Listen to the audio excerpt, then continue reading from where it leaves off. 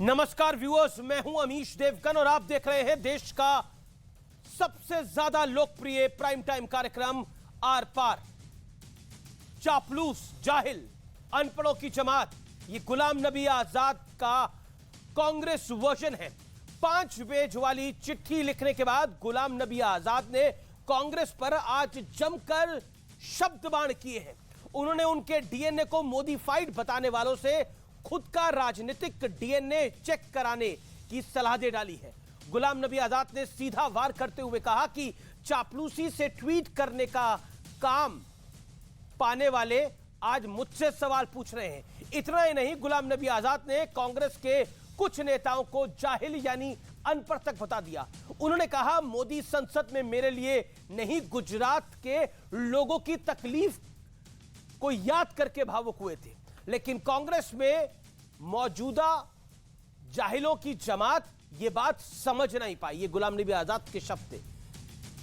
गुलाम नबी आजाद ने राहुल गांधी पर फिर अटैक किया, फिर वार किया। कहा, पार्टी छोड़कर भागने वालों में सबसे ज्यादा राहुल गांधी की टीम के ही लोग हैं। इससे पहले उन्होंने कहा था कि राहुल गांधी के वाइस प्रेसिडेंट यानी उपाध्यक्ष बनने के बाद पार्टी में विचार विमर्श की प्रथा समाप्त हो चुकी है, क्योंकि सोनिया गांधी वही मानती है जो राहुल गांधी कह देते हैं। कांग्रेस पार्टी में मचे राजनीतिक भूचाल का अंजाम क्या होगा, आर पार में आज इसी मुद्दे पर होगी जोरदार सबसे बड़ी बहस। कैसे बचेगी कांग्रेस, क्योंकि गुलाम नबी आजाद कह रहे हैं कि अब दुआ की नहीं, इनको सिर्फ दवा की जरूरत है। आज की आर पार इसी पर, और आज इस मुद्दे पर मेरे साथ बात करने के लिए खुद गुलाम नबी आजाद जुड़ेंगे। इस मुद्दे पर पहली बार किसी लाइव कार्यक्रम में गुलाम नबी आजाद जुड़ेंगे, जो मेरे सवालों का जवाब देंगे। जो देश के मन में सवाल है, जो आपके मन में सवाल है, वो तमाम सवालों का सामना करेंगे गुलाम नबी आजाद। आज मेरे साथ लाइव और एक्सक्लूसिव होंगे। तो आज का यह कार्यक्रम ऐतिहासिक तो होगा ही, लेकिन बहुत जबरदस्त एक्सक्लूसिव खबर के साथ होगा।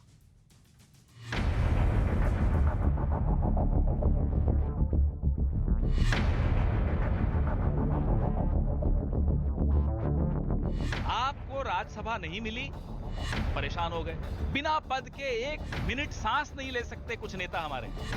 ये उनमें से एक है। रिमोट कंट्रोल नरेंद्र मोदी जी के हाथ में। ये जुगलबंदी है, शुरू हो रही है। पार्टी छोड़ने के बाद उनको मोदी जी में सारे गुण दिखाई पड़ रहे हैं। ऐसे लोग, हमको लगता है कि अपने स्वार्थ से ऊपर नहीं सोच सकते। गुलाम नबी आजाद ने बोलना क्या शुरू किया, वो पूरी कांग्रेस पार्टी को खटकने लगे। लेकिन 5 पेज वाली चिट्ठी के बाद आजाद एक बार फिर कांग्रेस पर सिलसिलेवार हमला किया। डीएनए पर पलटवार। जो ये डीएनए करता है वो खुद कांग्रेस पार्टी के मेंबर तक भी नहीं। उनका पार्टी का डीएनए क्या है किसी को मालूम नहीं है। तो उनका डीएनए चेक करें कि किस किस पार्टी में उनका डीएनए रहा। पर्चियों वाला वार। जो हाउस में बैठकर बीजेपी को स्लिपें भेजता था और एज लीडर अपोजिशन में पहली स्लिप से देखता था, उनकी स्लिपें उसको आती थी, इनकी स्लिपें उसको जाती थी। दिन में तकरीबन 100 स्लिपों का उनके बीच में एक्सचेंज होता था। वो हमारा डीएनए चेंज कर। चापलूस कौन? सबसे ज्यादा अफसोस तो यही है कि आउटसाइडर, जिनको कांग्रेस का कोई अता पता नहीं है, जो चापलूसी करके या ट्वीट करने के लिए उनको पद मिले हैं, वो आरोप लगाएं तो हमें बहुत दुख है। जाहिलों को खरी खरी। हम दोनों उस गुजरात की जो हमारी भाई बहनें मारे गए थे, उस दुखद घटना को याद कर रहे थे। तो इतने जाहिल हैं हमारे लोग जो ये चीज को, हमारी कांग्रेस पार्टी उसी दिन से फैला रहे हैं। लेकिन जो गले मिला उसके बारे में एक लफ्ज नहीं करते। दवा और दुआ। मैं तो दुआ ही कर सकता हूँ, लेकिन मेरी दुआ से कांग्रेस नहीं ठीक होती। उसके लिए दवा चाहिए, और उसके लिए जो डॉक्टर है वो वो कंपाउंडर है, उसके लिए सुपर स्पेशलिस्ट है। गुलाम नबी पर डीएनए वाला वार करने वाले जयराम रमेश ने एक बार फिर निशाना साधा। उन्होंने कहा कि आजाद वर्षों तक जिस पार्टी में रहे, जहां उन्हें सब कुछ मिला, उन्हें उसी पार्टी को बदनाम करने का काम सौंपा गया है। ये उनके स्तर को और गिरा रहा है। श्री गुलाम नबी आजाद साहब को खून के आंसू रुलाया है कांग्रेस के इस नेहरू गांधी खानदान ने। कांग्रेस पहले ही चिट्ठी वाले वार से बेहाल है। अब जुबानी प्रहार ने पार्टी की और किरकिरी करा दी। सवाल है कि क्या कांग्रेस वाकई अब दुआओं के भरोसे रहने को मजबूर है? और अब वक्त है आर पार के सुप्रसिद्ध विश्लेषण का, लेकिन मैं आपको बता दूं, गुलाम नबी आजाद के इस्तीफे के बाद सबसे बड़ा इंटरव्यू अब से कुछ देर में शुरू होगा, जिसमें बड़े सारे शब्द बाण होंगे। गुलाम नबी आजाद के शब्द बाण का विश्लेषण, क्या कहा और उसका अर्थ क्या है। चापलूसी करके ट्वीट करने का पद पाने वाले हम पर आरोप लगा रहे हैं, पार्टी के नए बने पदाधिकारियों पर निशाना है ये।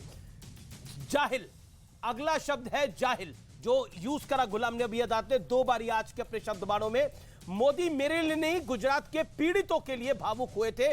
मोदी जी ने कम से कम इंसानियत तो दिखाई, बिना जानकारी के एजेंडा चलाने वालों पर निशाना है। और निशाना उन पर भी है जो कह रहे थे कि मोदी ने आंसू दिखाए थे, देखो अब क्या हो रहा है। तो राहुल गांधी तो गले मिले थे, आज गुलाम नबी आजाद ने यह भी बोला जो गले मिले थे उनसे भी तो सवाल पूछो। मैं बढ़ता हूं आगे। अनपढ़ों की जमात, कांग्रेस से भागने वालों में सबसे ज्यादा राहुल गांधी की टीम के हैं। अर्थ पार्टी को कमजोर करने वालों पर यह निशाना है। लगातार कांग्रेस पार्टी में सब जाहिल भरे हुए हैं, यह भी कहा कि सब कोई पढ़ा लिखा ही नहीं है, अनपढ़ों की जमात है ये। उसके बाद क्या कहा डीएनए, और डीएनए पर क्या कहा, जो मेरी बात करते हैं वो पहले अपना डीएनए चेक कराएं। इसके अंदर कांग्रेस के कई नेता आते हैं जिन्होंने वार किए गुलाम नबी आजाद पे। सदन में इनके और बीजेपी के बीच पर्चियां चलती रहती है। मोदी के साथ गठजोड़ के आरोपों का यह जवाब है एक तरह से। मैं बढ़ता हूं आगे। अब आखिरी बात, जो दवा और दुआ है, जो आज हमारे कार्यक्रम का टाइटल भी है, दवा और दुआ। कांग्रेस के लिए दुआ नहीं, दवा चाहिए। जो डॉक्टर है वो असल में कंपाउंडर है, यह कहा गुलाम नबी आजाद ने। कांग्रेस के मौजूदा हालात पर यह सबसे बड़ा तंज है, यह सबसे बड़ी लाइन है कि जो मौजूदा डॉक्टर है असल में वो कंपाउंडर है। यह अक्सर गली मोहल्लों की भाषा के अंदर अक्सर हम प्राइवेटली टॉक करते हुए कह देते हैं भाई ये डॉक्टर का काम होता है, ये तो कंपाउंडर वाला काम कर रहे हैं। उसी भाषा के अंदर समझाया गया है कांग्रेस को, जो भाषा कांग्रेस समझना चाह रही है। ऐसा गुलाम नबी आजाद के समर्थक कह रहे हैं कि गुलाम नबी आजाद बेहद आहत है जिस तरह से कांग्रेस ने उन पर वार किया है और जिस तरह से उन पर पर्सनल अटैक किया है। ये एक्सक्लूसिव इंफॉर्मेशन मेरे पास है। और गुलाम नबी आजाद इतने आहत है, उन्होंने इसीलिए इस बात को बोला कि जो इलाज का दावा कर रहे हैं असल में वो डॉक्टर ही नहीं है, वो तो कंपाउंडर है। मेरे साथ बात करने के लिए आज की चर्चा में गौरव भाटिया एक तरफ, दूसरी तरफ राधिका खेड़ा है। गौरव भाटिया प्रवक्ता भारतीय जनता पार्टी के, राधिका खेड़ा कांग्रेस पार्टी की नेता है, प्रवक्ता है, विधायक का चुनाव लड़ चुकी है। मेरे साथ गुलाम नबी आजाद, पूर्व नेता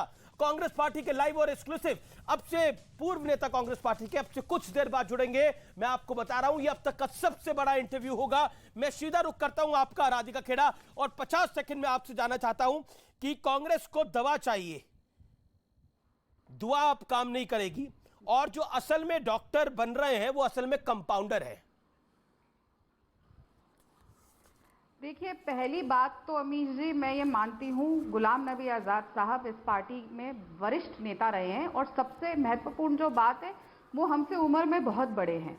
और जिस तरीके की भाषा शैली और जिस तरीके के आरोप और जिस तरीके की चिट्ठी हो या बार बार मीडिया में जाके बयान देना हो, क्या वो इस उम्र के इतने तजुर्बेकार और इतने बड़े कद के नेता को शोभा देता है कि वो इस तरीके की तू मैं कर रहे हैं? ये बहुत ही अशोभनीय बात है। राधिका जी, दूसरी बात, मेरा एक सवाल है। अभी आपने गुलाम नबी आजाद को बहुत वरिष्ठ बोला, तो मुझे बताइए ये शोभा देता था जब ये बयान दिए गए कि गुलाम नबी आजाद मोडिफाइड हो गए हैं, जब गुलाम नबी आजाद का डीएनए ऐसा है। गुलाम नबी आजाद ने तो उन शब्द बाणों का जवाब दिया है जब उनको कहा गया कि कुछ लोग 1 मिनट नहीं जिंदा रह सकते बिना पद लिए। कई नेताओं ने तो क्या कुछ बोला, मैं आपको बता भी नहीं सकता। जी अमीश जी, मोदी जी ने आंसू बहाए पार्लियामेंट में, पूरे देश पूरे विश्व के सामने। मोदी जी के आंसू बहुत कीमती हैं। वो गोधरा कांड के बाद नहीं बहे, वो बिल्किस बानो के बलात्कार और उसकी बेटी के कातिलों के लिए नहीं बहे। बड़ी बड़ी घटनाएं हुई हैं इस देश में, मोदी जी के आंसू नहीं बहे, लेकिन आजाद साहब के लिए बहे। वही आजाद साहब जिनके घर के लिए उनको 3 साल का एक्सटेंशन दे दिया गया। सुषमा स्वराज जी हो, उनकी खुद की नेता अरुण जेटली जी हो या अडवाणी जी हो, सबको उनके घर से जल्दी में निकाला गया था। और हमारे नेता आनंद शर्मा जी भी हैं, क्यों उनको सिर्फ 3 महीने का एक्सटेंशन दिया? आजाद साहब को ऐसा क्या था जो 3 साल का एक्सटेंशन दिया? और सबसे महत्वपूर्ण मुद्दा, इतने तो सालों मतलब घर से जो की कश्मीर एक्सटेंशन में में आपकी प्रॉब्लम है? हमेशा कांग्रेस को, मतलब घर की एक्सटेंशन आपकी प्रॉब्लम है? एक सेकंड, एक सेकंड, ये प्रॉब्लम क्या है? प्रॉब्लम क्या है? घर की एक्सटेंशन प्रॉब्लम है, मोदी के आंसू प्रॉब्लम है। ऐसे तो गले तो राहुल गांधी भी मिले थे, तो राहुल गांधी जी के साथ क्या करिएगा? गुलाम नबी आजाद ने यही बोला, गले तो राहुल गांधी भी मिले थे। लेकिन अब गौरव भाटिया को आने दीजिए चर्चा के अंदर। गौरव भाटिया, गौरव 10 सेकंड देंगे? जी जी 10 सेकंड ले लीजिए आप। अमीश जी, मैं मानती हूं एक इंसान जिसकी मां के लिए प्रधानमंत्री जी ने स्वयं बोला हो विधवा कांग्रेस की, बोला हो जर्सी काउ, वो इंसान अगर उठ के उसी आदमी को फिर भी गले लगा रहा है तो वो उस इंसान के कैरेक्टर को और उस इंसान को कई ज्यादा ऊंचा कर देता इंसानियत के नाम पे। वो हमारे राहुल गांधी जी है और किसी में इतनी हिम्मत नहीं होगी कि अगर कोई उनकी मां को, और अमीश जी ना आप में होगी ना मुझ में, कि हमारी माता जी के लिए ऐसे शब्द बोलने वाले को जाके फिर भी गले लगाएंगे और बोलेंगे हमारे दिल में आपके लिए कोई नफरत नहीं है। ये है हमारे देश के राहुल गांधी जी, ये है कांग्रेस पार्टी के राहुल गांधी। लेकिन राहुल गांधी का एक विश्लेषण गुलाम नबी आजाद भी कर रहे हैं। तो गौरव भाटिया, एक वर्जन राहुल गांधी का राधिका जी दे रही हैं, एक वर्जन गुलाम नबी आजाद दे रहे हैं। और सबसे पहले तो एक्सटेंशन गुलाम नबी आजाद के जो घर को मिली उससे बहुत परेशानी है। ये कांग्रेस की 5वीं नेता है जिनका मैं ये बयान सुन रहा हूं, हो सकता है 6ठी हो। अमीश जी, अब जो ये रोग है ना, इसका इलाज होना संभव नहीं है। इस चैनल की चर्चा पे जब मैं आ रहा था तो किसी और नागरिक की तरह ये उम्मीद कर रहा था कि शायद आत्मचिंतन हो और ये जो जनूनी दीवानापन है एक 51 साल के अपरिपक्व बालक से, इसका कोई इलाज हो जाए। लेकिन कांग्रेस की प्रवक्ता को सुनने के बाद ये मुझे यकीन हो गया है कि अब ये बीमारी लाइलाज है अमीश जी। और देखिए, कांग्रेस पार्टी वो पार्टी है जहां ये कहना गलत नहीं होगा, घोड़ा खाए घास, गधा खाए च्यवनप्राश, और ये सब जनता जानती है। अमीर जी, गुलाम नबी आजाद अभी इन्हीं की पार्टी में थे।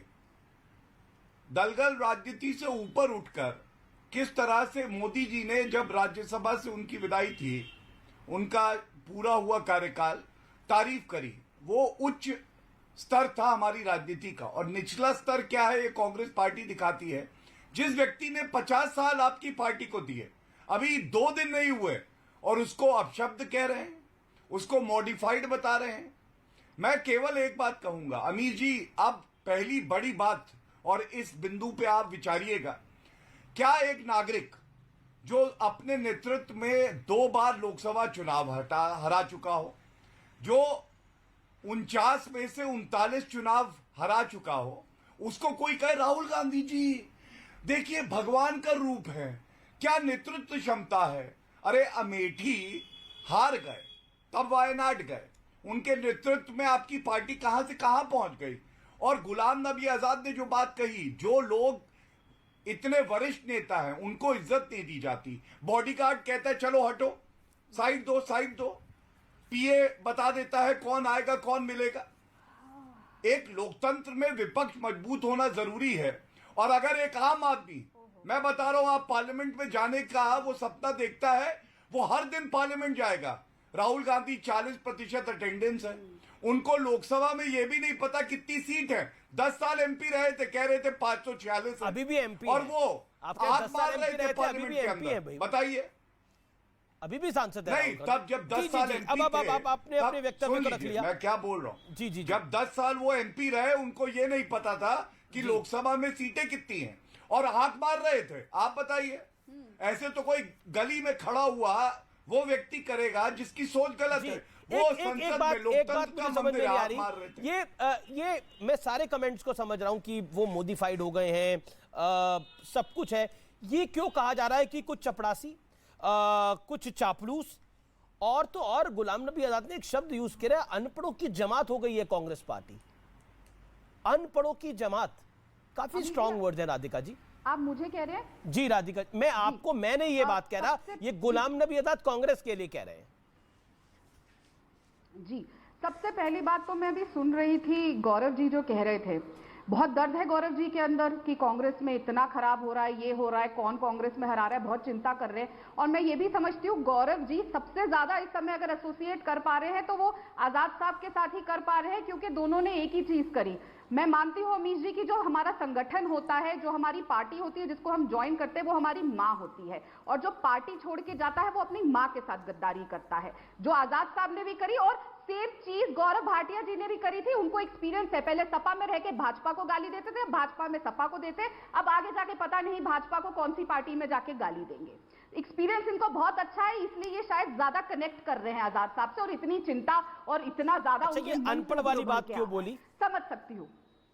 अब अनपढ़, मैंने जैसे आपको शुरुआत में कहा अमीश जी कि इस लेवल के नेता को, इतने बड़े स्टेचर के नेता को मैंने आजाद साहब को देखा है, बचपन से देखती आई हूं किस तरीके से वो नेतृत्व करते आए हैं, देखती आई हूं कितने साल बे बाद साल हर हमारी सरकार में वो मंत्री रहे, हमारी पार्टी के जनरल सेक्रेटरी 30 साल से ऊपर रहे, सीडब्ल्यूसी के मेंबर रहे, हर चीज में सबसे आगे रहे। और फिर जब वो अपने ही पार्टी के वर्कर्स, अपने ही पार्टी के जूनियर्स के लिए ऐसी बात करते हैं, तो एक बुजुर्ग के लिए, एक पार्टी के बड़े के लिए, अपने से छोटे के लिए ऐसी बात का इस्तेमाल करना बहुत ही अशोभनीय है। वो कह रही है कि पार्टी में जाहिल और अनपढ़ों की जमात हो चुकी है, जिनको कुछ नहीं पता, वो जाहिलपने की बात करते हैं, वो गुलामी की मानसिकता में रहते हैं, वो चापलूसी करते हैं।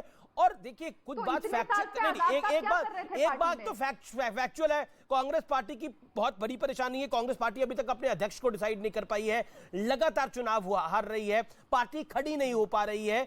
क्या आपको लगता नहीं है कि कहीं ना कहीं उनकी जो चिट्ठी थी उसमें आप जार्गन्स को हटा दीजिए, जो मूलभूत समस्या उन्होंने पार्टी की बताई वो जायज है, जो मूलभूत समस्या बताई, आप क्या अपने अध्यक्ष को डिसाइड कर पाई हैं अभी तक? देखिए कांग्रेस पार्टी में हमेशा इलेक्शन से अध्यक्ष चुना जाता है, मेंबरशिप ड्राइव होती है। मैडम कितने साल हो गए टलते हुए? सोनिया जी भी चुनाव लड़के आई थी जी, कितने साल हो गए टलते हुए इस इलेक्शन को?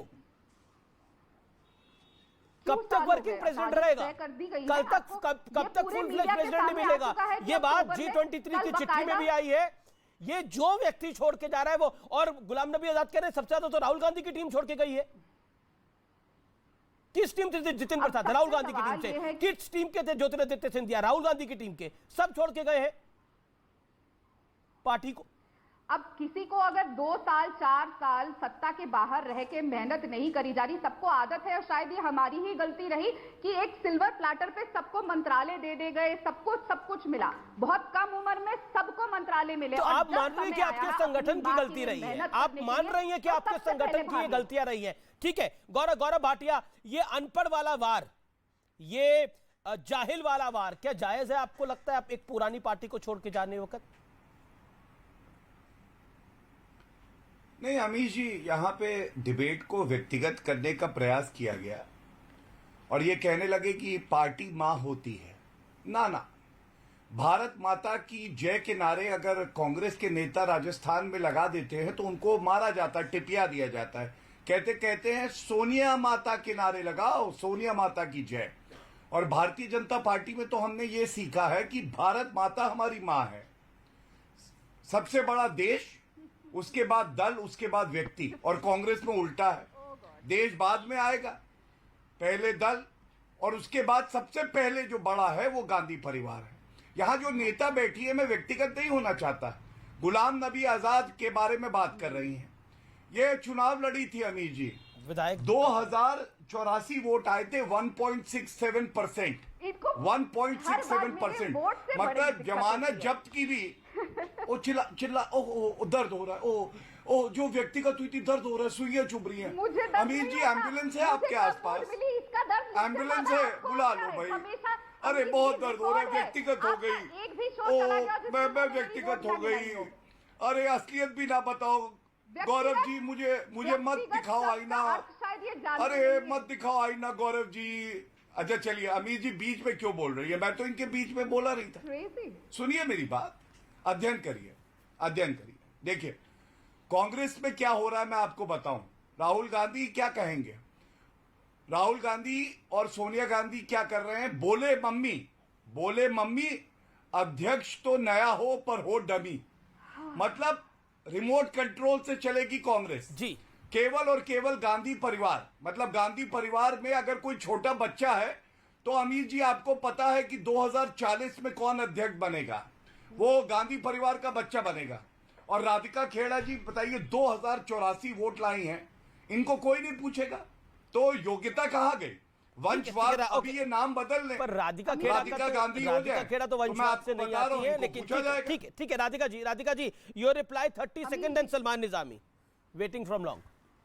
अमीर जी, बड़ी मजेदार बात है, कल आपके चैनल पे ही, आपके ही शो में मैंने कई शो कर लिए गौरव भाटिया के साथ, और ये रिकॉर्ड होगा कि एक शो चला जाए जिसमें गौरव भाटिया मेरी वोट नहीं गिनवाते। अरे गौरव भाटिया, मुझे इस पार्टी ने इस लायक तो समझा कि मैं चुनाव लड़ी, ना सपा ने आपको लायक समझा और ना आज भाजपा समझती है, और जिस पार्टी में आप इसके बाद जाएंगे वो भी नहीं समझेगी। और व्यक्तिगत वर्ड क्या होता है ये आपको हर अमीश जी का शो रिवाइंड करके देखना चाहिए, क्योंकि आप हर बार when you lose an argument you are a very very poor argumentator. जब आप आर्ग्यूमेंट हारते हैं आप तब मेरी वोट गिनाते हैं, और मुझे गर्व है कि कम से कम मेरे साथ इतने लोग तो खड़े हैं। आप जब चुनाव लड़ेंगे आपको अपने घर के भी वोट नहीं मिलेंगे। चैलेंज है भारतीय जनता पार्टी को, कहिए आपको टिकट दे, फिर देखते हैं आपको कितनी वोट मिलती है। और सबसे ज्यादा चैलेंज, आइए आप और मैं आमने सामने चुनाव लड़ते हैं, हिम्मत तो लड़के दिखाइएगा, आपसे ज्यादा वोट लेकर जाऊंगी और आपको आपकी जमानत जब्त करा के जाऊंगी, और यही इसी चैनल पे अमीर जी के शो पे चैलेंज। नहीं, ये डिबेट गुलाम नबी आजाद पे, राधिका खेड़ा, मैं उत्तर दे दूं। Okay Gaurav Bhatia 30 second. देखिए, मैं केवल इतना बता दूं राधिका खेड़ा जी, क्योंकि आपने व्यक्तिगत टिप्पणियां करी हैं, 41 साल में मैं वरिष्ठ अधिवक्ता सुप्रीम कोर्ट से बना, ठीक है, राहुल गांधी नहीं बने हैं, अपनी योग्यता पे बना। 3 बार चुनाव लड़ा हूं सुप्रीम कोर्ट बार एसोसिएशन का, 3 बार जीता हूं, सबसे कम उम्र में जनरल सेक्रेटरी बना। और तीसरी बड़ी बात, मैं आपके साथ चुनाव क्यों नहीं लड़ पाऊंगा आपको मालूम है? शायद आपको कॉर्पोरेटर का टिकट देंगे, और जो हमारे सपने हैं, जो हमारी पार्टी हमें एक पटल देगी, वो इससे बहुत ऊपर होगा। इसी विश्वास के साथ हम लोग कार्य करते हैं। और अगर मैं जिंदगी भर भी चुनाव ना लड़ूं, अब बीच में लेकर आइए, फिर बात करिए। जिस दिन विधायक का चुनाव लड़ेंगे उस दिन ये बहस करेंगे, पहले लेवल पे आके बात करिए। शांत कराइए इनको, शांत कराइए पहले। खुद तो आपको पार्टी में कुछ कौन सोर लूजर है पता चल गया, और मेरे बारे में बात करते हैं। सुनिए, जाइए जी। अच्छा, मेरा निवेदन है पर्सनल बातों को नहीं अवॉइड करें। एक सेकंड, पर्सनल बातों को अवॉइड करें। एक second, Radhika please, my humble submission. Gaurav Bhatia complete yourself 10 second, then Salman Nizami. Topic is Ghulam Nabi Azad. Gaurav Bhatia, मैं यही बता रहा हूं, टॉपिक क्या है मैं बताता हूं। अगर पूरे जीवन भी मैं चुनाव ना लड़ूं मुझे गम नहीं, नरेंद्र मोदी जी का सिपाही हूं ना। मोदी जी ने जब बालाकोट एयर स्ट्राइक करी और पाकिस्तान को ठोका तो 56 इंच की छाती हो गई मेरी। जब मोदी जी ने अपना सर संसद के सामने रखा और झुका दिया लोकतंत्र के मंदिर के सामने, 56 इंच की छाती हो गई मेरी। ये गौरव वंशवादी राहुल गांधी नहीं दे पाएंगे, जो 51 साल के अपरिपक्व बालक कहलाते हैं। और राम जेठमलानी जी ने कहा था, अंत कर रहा हूं, कि मैं उनको चपरासी की नौकरी ना दूं। आज भारत की जनता भी यही कह रही है, उपनाम हटा लो, राहुल गांधी को कोई चपरासी की नौकरी नहीं देगा।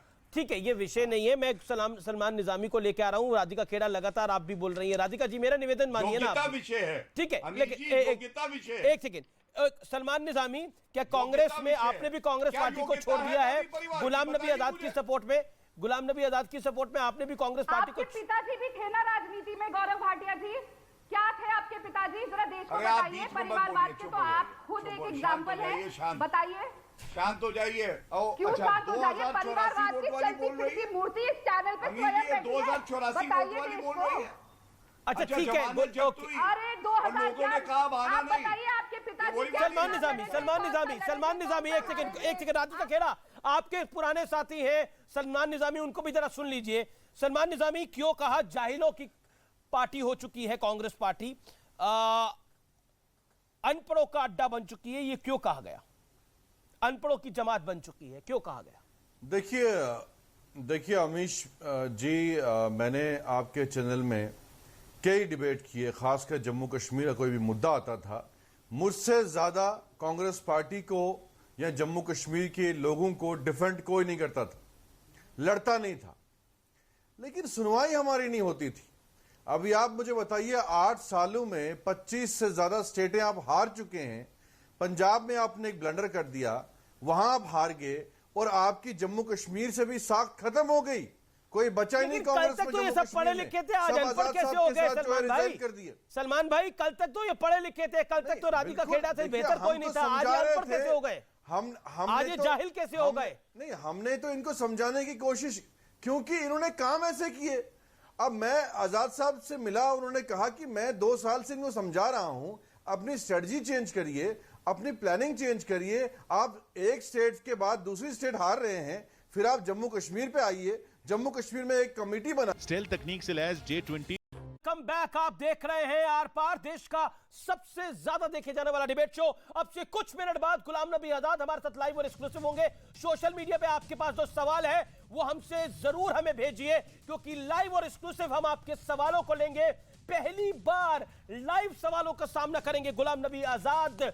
पहली बार इस घटनाक्रम के बाद ये बड़ा इंटरव्यू अब से कुछ देर में लाइव शुरू होने वाला है। मेरे साथ ये पहला साक्षात्कार होगा गुलाम नबी आजाद का, और किसी भी टेलीविजन चैनल पर वो पहली बार लाइव आ रहे हैं। मैं फिर कह रहा हूं, पहली बार वो लाइव आ रहे हैं, और बहुत महत्वपूर्ण ये इंटरव्यू अब से कुछ देर बाद शुरू होगा। मेरे साथ सलमान निजामी है। सलमान निजामी, ये चाटुकार कौन है, ये चापलूस कौन है, ये अनपढ़ कौन है? जी वही लोग हैं जो इर्द गिर्द हैं, जो ऑर्गेनाइजेशन को चलाते हैं। नाम लीजिए ना, नाम लेने में क्यों डरते हैं आप लोग? हिंदी तक बोलने नहीं आती। नहीं, नाम ले, आपको मालूम है कौन सिस्टम में है, कौन सिस्टम चला रहे हैं? मुझे कैसे मालूम होगा? मैं कांग्रेस में थोड़ी हूं। ये लोग ये लोग तो बिल्कुल कांग्रेस को डुबा चुके हैं।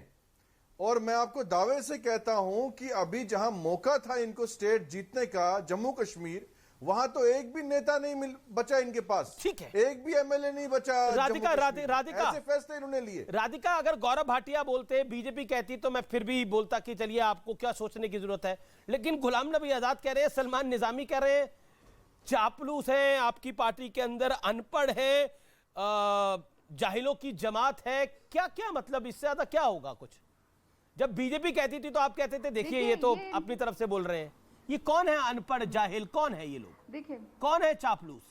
जब तक आजाद साहब बार बार यूनियन मिनिस्टर बन रहे थे, तब ये पार्टी अनपढ़ों और जाहिलों की जमात नहीं थी। जब आजाद साहब जनरल सेक्रेटरी पार्टी के बन रहे थे, तब तक ये अनपढ़ और जाहिलों की जमात नहीं थी। जब आजाद साहब मेहनत करके बने, चापलूसी करके नहीं, मेहनत करके। खत्म करने तो आप सलमान निजामी, ज्यादा आतंकवादी हमले हुए। एक मिनट आप भी संघर्ष करती हैं, आपको क्या मिला मुझे बताइए ना। इतनी तकलीफ आप भी इतने सालों से संघर्ष कर रही हैं, तो क्या मिला आपको राधिका जी? क्या आपने तो इतना संघर्ष किया, क्या मिला आपको? इतना लड़ा आपने, क्या मिला? क्या दिया पार्टी ने? बहुत जल्द मुझे कोई कमी नहीं है सलमान निजामी। क्या मिला मुझे बताइए ना। नहीं है, मैं अपनी माँ के लिए संघर्ष कर रही हूँ और करती रहूंगी, और मुझे सक्षम मिल रहा है, मेरे को बहुत कुछ मिल रहा है, ये पहचान मिल रही है। आज राधिका खेड़ा नेशनल टेलीविजन पे आपके साथ बैठी हुई है अमीश जी के शो में, तो मेरी पार्टी ने मुझे पहचान दी है और मैं उस बात की इज्जत करती हूँ। लेकिन सरकार कहाँ है? लेकिन मैं अपनी माँ के साथ गद्दारी नहीं करूंगी। लेकिन आप ओके, सलमान निजामी, गुलाम नबी आजाद गद्दार है, मुझे बताइए ना, सरकार कहाँ है? गुलाम नबी आजाद गद्दार है, सलमान निजामी कांग्रेस कह रही है। जो भी अपनी माँ को छोड़ता है उस समय में जब सबसे ज्यादा जरूरत है तो वो गद्दारी ही है। देखिए सुनिए, हाँ अब मेरी बात सुनना, बीच में नहीं बोलना। इंदिरा गांधी जी एक समय में अकेली पड़ गई थी। आज जो नेता आजाद साहब पे उंगली उठा रहे हैं, इन सब ने तो छोड़ दिया था उनको। कांग्रेस जीरो थी, आजाद साहब ने उनका दामन थामा, पंजाब भेजा और वहां आतंकवाद का मुकाबला किया, कांग्रेस को जिता के लाया। जम्मू कश्मीर भेजा, वहां कांग्रेस को जिता के लाया। आंध्र प्रदेश भेजा, वहां कांग्रेस को जिता के लाया। और आपको 8 साल से एक स्टेट नहीं मिल रही है। आपको तो इस्तीफे देना चाहिए। आप बैठे पदों को लेके अचार डालोगे उनको। राहुल गांधी की चापलूसी करके जो है पद लेते रहोगे, मुकाबला कब करोगे? जीतोगे कब? हारने का ठान लिया, इसलिए हम आपके साथ नहीं है, हम निकल गए। अब हम आपको जिता के देंगे जम्मू कश्मीर। कैसे लड़ाई लड़ती हैं? आपने तो हारने के ठान ली है। इससे अच्छी लड़ाई तो ममता बनर्जी लड़ रही है बंगाल में। अखिलेश यादव लड़ रहे हैं, लालू जी की पार्टी ने क्या बोला था, कांग्रेस ने हमें हरा दिया। आप तो मुकाबला नहीं कर सकते भाजपा का, फेल हो गए, तभी हमने पार्टी बनाई, हम मुकाबला करेंगे, आपसे नहीं हो पा रहा है। आप सिर्फ चापलूसी कर रहे हैं, नेता जो है मैं आपकी बात नहीं कर रहा हूं। नहीं, पर ये तो अगर आप कांग्रेस के लेकिन सलमान निजामी, मैं आपसे सुनना चाहता हूं, ये चापलूस, ये जो चापलूस कहा जा रहा है, क्या आप कांग्रेस में चापलूसों की चलती है? क्या कांग्रेस में, क्योंकि कांग्रेस में क्या आप चापलूसों की चलती है सलमान निजामी? नहीं, मेरा सवाल ये है, क्या कांग्रेस में आप चापलूसों की चलती है? इसको भेजियो, इसको इंचार्ज बनाओ किसी स्टेट का। जो स्टेट इंचार्ज है वो रिजाइन क्यों नहीं देते हैं जो हार के आए हैं? राधिका खेरा को, मतलब इशारा आपका प्रियंका गांधी की तरफ है। प्रियंका गांधी ने यूपी अभी हराया है, करती है, इनको भेजो। गौरव, आपके तो बोलने के लिए कुछ बचता ही नहीं है। सलमान निजामी ने तो पूरी तरह से है नहीं। राधिका जी उनको तो अब सलमान निजामी का भी डीएनए खराब है क्या? गौरव भाटिया, एक सेकेंड, सलमान निजामी का भी डीएनए खराब है क्या? अमीश जी, मैं उम्मीद करती हूँ इन दोनों में से कोई मेरे बीच में नहीं बोलेगा और सलमान निजामी सुनने की हिम्मत रखेंगे। जब आखिरी दो हमारी सरकारें थी, यूपीए 1 एंड यूपीए 2, जिसमें आजाद साहब स्वयं मंत्री रहे, ऐसा क्या किया कि आज तक देश की जनता हमें वापस नहीं वोट दे रही? राहुल गांधी जी मंत्री नहीं थे पार्टी में, तभी ऑर्डिनेंस फाड़ दिया था। और अगर इतने बेवकूफों की जमात थी अमीश जी, इतनी खराब पार्टी थी, इतने साइकोफेंट्स थे, इतना सब गलत था, तो 7 साल राज्यसभा के एलओपी बन के क्यों रहे? दे देते इस्तीफा। जब उनको वो तकलीफ है कि ऑर्डिनेंस फाड़ा गया तो दे देते अपने मंत्रालय से इस्तीफा। किसने हाथ पकड़ के रोका था?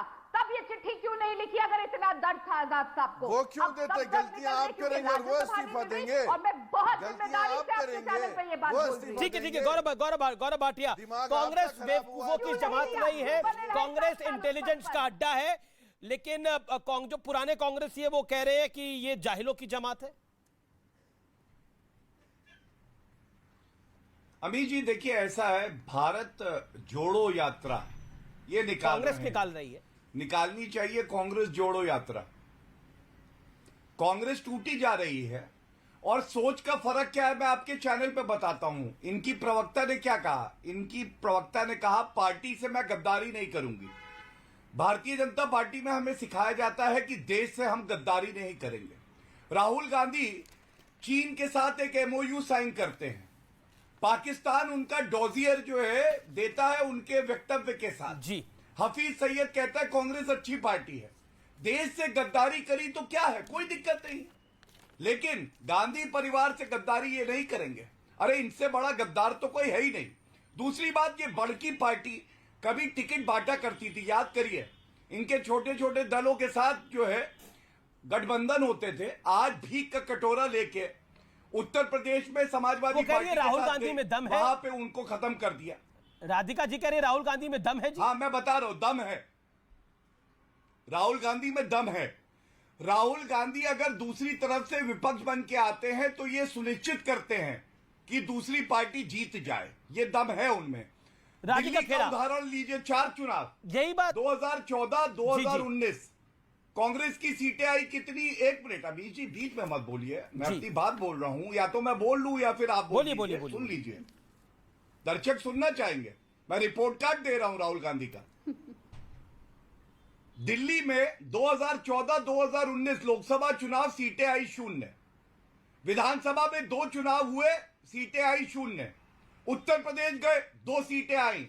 ठीक है, पश्चिम बंगाल गए लेफ्ट के साथ, और अब वो वक्त आ गया है। Thank you so much Gaurav Bhatia, माफी चाहता हूं, आपको रोक रहा हूं। अब वो वक्त आ गया है जिस इंटरव्यू का पूरा देश इस समय इंतजार कर रहा है। हमारे साथ मौजूद है former cabinet minister, former Jammu Kashmir CM Ghulam Nabi Azad साहब। हालांकि गुलाम नबी आजाद के मैंने कई इंटरव्यू करे, लेकिन आज का इंटरव्यू बहुत महत्वपूर्ण है और इस समय न्यूज 18 के करोड़ों दर्शक अक्रॉस इंडिया इस इंटरव्यू का इंतजार कर रहे हैं और मेरे पास कई सारे सवाल सोशल मीडिया के माध्यम से आए हैं। पहली बार गुलाम नबी आजाद हमारे साथ लाइव एंड एक्सक्लूसिव जुड़ रहे हैं। आजाद साहब नमस्कार, कैसे हैं आप? नमस्कार, बिल्कुल, बहुत बहुत धन्यवाद। आजाद साहब, पहला सवाल तो मेरा यही बनता है, चापलूस, चाटुकार, जाहिल, बड़े कठोर शब्दों का आपने इस्तेमाल किया, ऐसा क्या हो गया?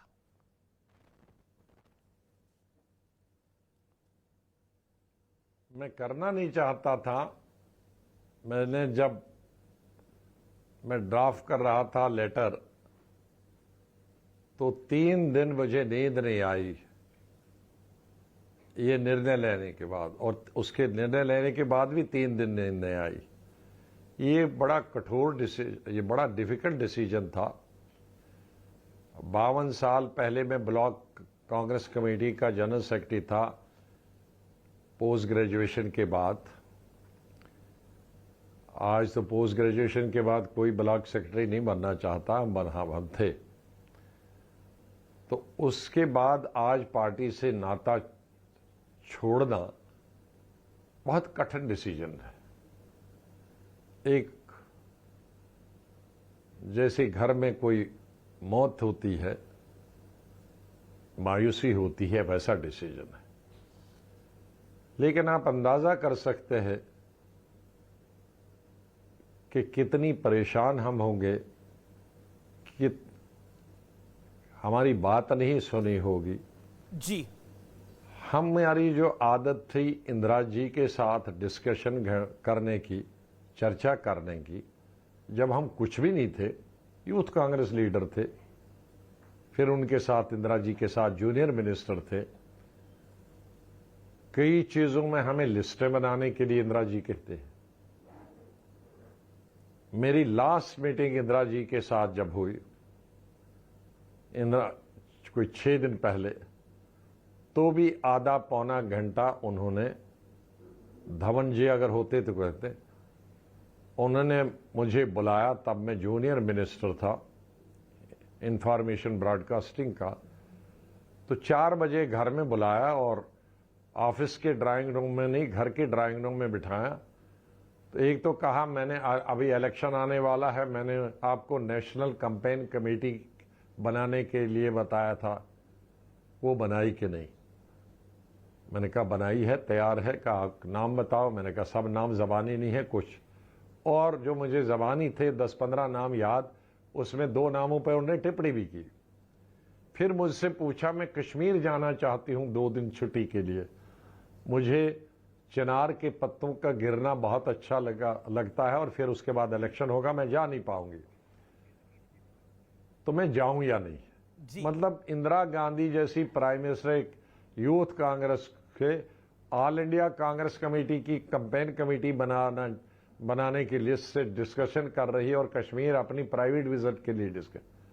हमारा तो ये रिकॉर्ड रहा है, और राजीव गांधी के साथ तो यही 8 घंटे यही तो अब राहुल गांधी करने की कोशिश कर रहे हैं। कांग्रेस कह रही है, यही तो राहुल गांधी कोशिश कर रहे हैं। वो कह रहे हैं ओल्ड गार्ड को अब रिटायर हो जाना चाहिए, यंग गार्ड को अब आ जाना चाहिए। जैसे इंदिरा गांधी जी आपको युवा के नाते लेके आई, वैसे ही राहुल गांधी युवाओं को लाना चाहते हैं। लेकिन आप उनको चापलूस कह रहे हैं, आप उन्हें जाहिल कह रहे हैं, अनपढ़ कह रहे हैं।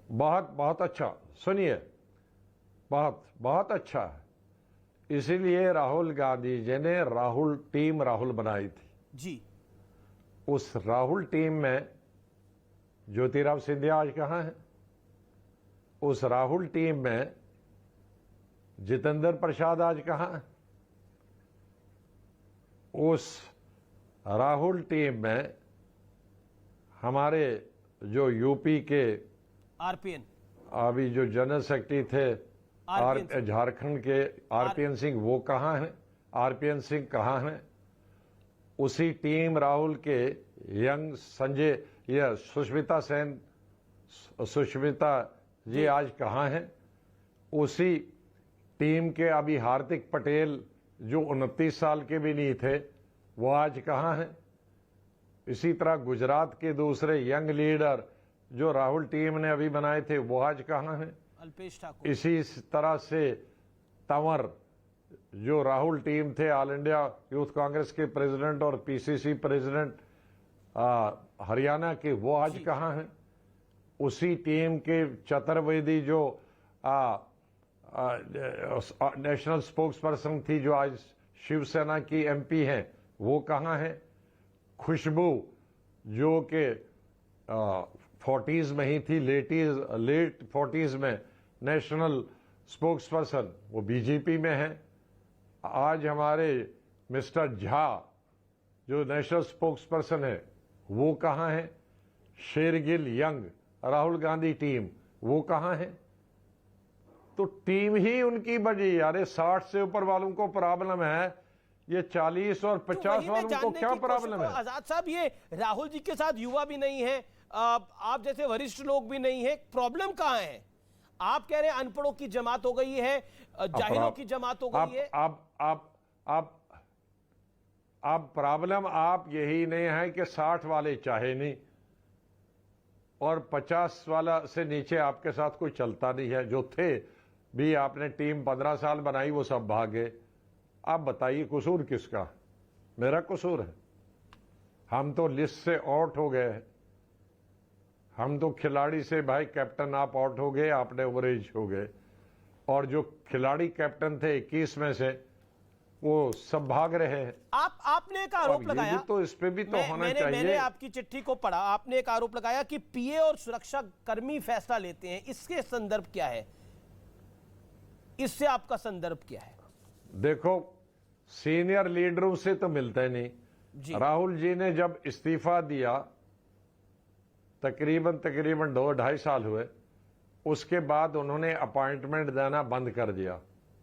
तो अगर अपॉइंटमेंट देना बंद किया, लीडरों से कंसल्टेशन बंद किया, तो फिर वहां से जो ऑर्डर आते हैं आगे जारी करने के लिए, वो कौन किसकी सलाह पे होता? वो तो घर में कोई सलाह देता है, ऑफिस में सलाह देता है, और उनकी सलाह पे पीसीसी और बाकी चीजें बनती हैं, तो वही तो चला रहे हैं। क्योंकि सीनियर लीडरों से तो आपने 2-2.5 साल से, या इवन जूनियर लीडरों से अपॉइंटमेंट मिलना, ऑफिस तो आप जाते नहीं है, घर पे मिलते नहीं है, तो फिर कौन चला रहा इसका? तो आपने कभी सोनिया गांधी जी को ये सलाह नहीं दी कि ये जो पीए हैं और ये जो राहुल जी के पीए हैं या फिर सुरक्षा गार्ड हैं, ये फैसला ले रहे हैं तो ये पार्टी के लिए हानिकारक हो सकता है, प्रियंका जी को आगे कर दे, प्रियंका गांधी को आगे कर दे? आप तो फैमिली के अरे आप हिंदुस्तान के बच्चे कांग्रेस को मालूम है, तो उनको नहीं मालूम है। लेकिन अब तो आप पे बड़े सारे आरोप लगाए जा रहे हैं। मैं सारे आरोपों को तो नहीं पढ़ना चाहूंगा, लेकिन कुछ आरोप पढ़ना चाहूंगा जिसके अंदर आप पे व्यक्तिगत हमले हुए हैं। सुनिए जी, और कहा गया कि आप मोदीफाइड हो गए हैं। देखो, एक ने तो बोला कि आपको जो पद का लालच है। डीएनए चेस्ट करते हैं, पद का लालच होता तो मैं तब लीडर ऑफ अपोजिशन था, एमपी था, जब हमने G23 की लेटर लिखी थी, और हम में से 90% एमपीज थे लोकसभा राज्यसभा जिन्होंने लेटर लिखी थी, और पद उस वक्त मेरे पास मिनिस्टर का था, दर्जा था, कैबिनेट मिनिस्टर था, एमपी भी 1 साल और था। तो मैं उसी दिन तैयार था कि कल मुझे लीडर अपोजिशन से हटाएंगे। जब हमने हटा दिया, ये कह दिया था कि हमें फुल टाइम चाहिए प्रेसिडेंट और विजिबल प्रेसिडेंट चाहिए, और हमें इलेक्शन चाहिए ब्लॉक डिस्ट्रिक्ट पे, तो उस वक्त तो मुझे पद की जरूरत ही थी। सबसे बड़ा पद तो मेरे पास था, और एमपी भी में था। लेकिन अब आपने खुद ही, लेकिन आप तो तभी रडार पे आ गए ना गुलाम नबी जी, आप तो तभी रडार पे आ गए जब आपने बोला आपको विजिबल प्रेसिडेंट चाहिए। हाँ, तो विजिबल तो चाहिए, क्योंकि जिसको हमने बनाया था परमानेंट प्रेसिडेंट, वो रिजाइन कर दिए। तो हमने सोनिया जी को सिर्फ 6 महीने के लिए बनाया था, मैंने नहीं, वर्किंग कमेटी ने। तो 6 महीने जब हमने लेटर लिखा, 6 महीने खत्म हो रहे थे, तो इसलिए हमने खुद, सोनिया जी ने कहा था मैं 6 ही महीने के लिए बनूंगी, and that was supported by. लेकिन तो सोनिया जी ने खुद ही बनाया मैं 6 महीने से नहीं रहूंगा। लेकिन राहुल जी पॉलिटिकल, राहुल जी अगर विजिबल नहीं रहते तो वो व्यस्त कहां रहते, बिजी कहां रहते हैं राहुल जी? अब ये जाने और वो जाने, ये लोग उनसे पूछे, मुझसे क्यों पूछते? नहीं, पर आपने तो पार्टी का कामकाज देखा, कभी आपने पूछा भी होगा राहुल जी से या सोनिया जी से कि कहां बिजी रहते हैं राहुल जी, इतने व्यस्त कहां रहते हैं? आप जब इनविजिबल होते हैं, वो पूरी दुनिया जानती है, आप भी जानते हैं। कहां जाते हैं ये भी आपको मालूम है, मुझसे क्यों पूछते हो? जी, लेकिन क्योंकि एक नेता ने, एक कमेटी के चेयरमैन, जहां सुनिए जी, जहां अभी गए हैं वहीं जाते हैं। अभी तो वो कह रहे हैं इलाज कराने के लिए गए हैं। नहीं, इलाज डॉक्टर को दिखाने के लिए तो मैडम गए हैं जी, वो भी साथ गए हैं शायद दिखाने के लिए। हाँ, टचवुड मैडम ठीक है। मैडम अगर ठीक नहीं होती तो कल प्रिजाइड नहीं करती वर्किंग कमेटी जी। लेकिन क्या राहुल गांधी जी और भगवान से मेरी क्या भगवान से मेरी प्रार्थना है मैडम स्वस्थ रहे, मैडम की लंबी आयु रहे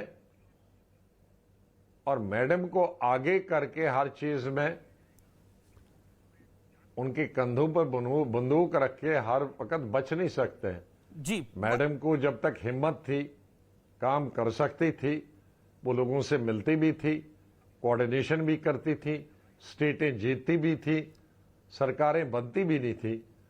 अब नाम उनका आगे रखो और चलाओ आप और जीत परफॉर्मेंस जीरो हो तो बेचारी उसको क्यों उस पर दोष लगाते हो? ये एक आजकल बड़ी पहेली बनी हुई है गुलाम नबी आजाद। मनीष तिवारी ने कहा कि कांग्रेस नेताओं के चपरासी जब पार्टी के बारे में ज्ञान देते हैं तो हंसी आती है। अब चपरासी को लेकर चर्चा हो रही है। ये कौन है चपरासी, अनपढ़, तो ठीक है ना, चापड़ूस, कौन कौन लोग हैं ये? अरे अरे अरे कोई किसी चीफ मिनिस्टर का स्टाफ ओएसडी रहा है जी, कोई यूनियन मिनिस्टर का ओएसडी रहा है, तो वो हमको कांग्रेस का पाठ पढ़ाते हैं, हमको डीएनए चेत करते हैं। एक आदमी था जिसको मैंने एज ओएसडी एक दूसरी अपोजिशन पार्टी के चीफ मिनिस्टर से जानता था, वो हमें पाठ पढ़ाता था। एक ओएसडी था चीफ मिनिस्टर का, गवर्नमेंट सर्वेंट, वो हमें कहते हैं कि कांग्रेस ने बहुत दिया। तो अब ये कौन है? अब जो मिनिस्टरों और चीफ मिनिस्टरों के ओएसडी जब वो थे तब हम यूनियन मिनिस्टर थे, कैबिनेट मिनिस्टर थे, तो वो हमको कहेंगे तुम्हारा डीएनए टेस्ट करेंगे और ये कांग्रेसी नहीं है। तो ओएसडीज हम दो के तो मैंने अभी नाम बताए, ऐसे कई नाम हैं। पर आप you can name them also, आप उनका नाम भी ले सकते हैं। अरे वो दुनिया सब जानती है, आप सब पूछे कौन कौन ओएसडी थे, कौन किसके साथ ओएसडी थे, आज वो किस पोजीशन में है। अच्छा, मेरा अगला सवाल कांग्रेस का हमारी जी बोलिए आजाद साहब।